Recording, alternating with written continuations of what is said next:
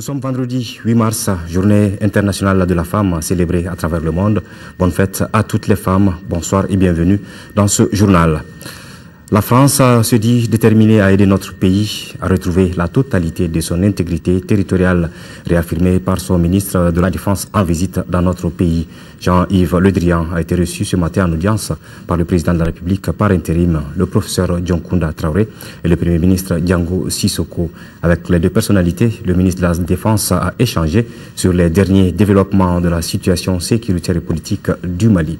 Jean-Yves Le Drian, reçu donc par le président de la République par intérim et le Premier ministre, le ministre de la Défense de la France qui était donc venu rendre visite dans notre pays par rapport à la situation sécuritaire qui prévaut en ce moment au Mali.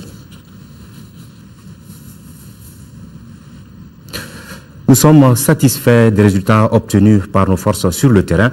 Déclaration faite ce matin face à la presse nationale et internationale par le ministre français de la Défense.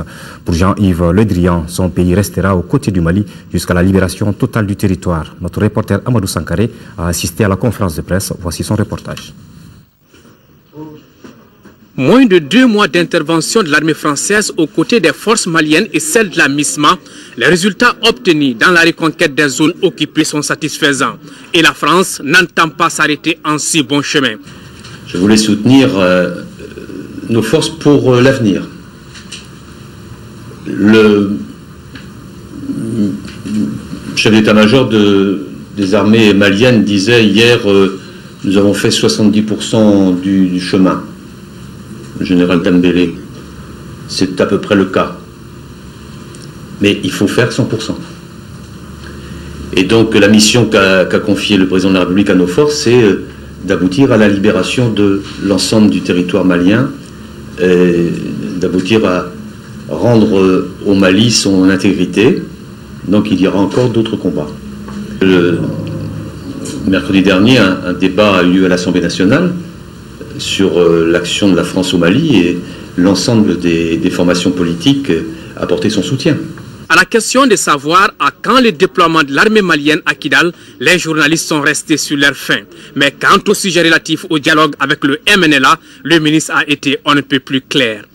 Il faut le dialogue et la réconciliation nationale avec tous ceux qui considèrent que le Mali est un État unique, qui doit garder son intégrité et qui ne doit pas être soumis à des groupes terroristes, quelle que soit leur origine et leur inclinaison. Tous ceux qui veulent bien faire partie de cette démarche doivent être les bienvenus, c'est mon sentiment. Mais le processus de réconciliation, il doit être mené par les Maliens eux-mêmes. Le ministre qui avait été reçu auparavant par le président de la République par intérim et le Premier ministre s'est félicité de la volonté des autorités maliennes d'organiser les élections en juillet prochain.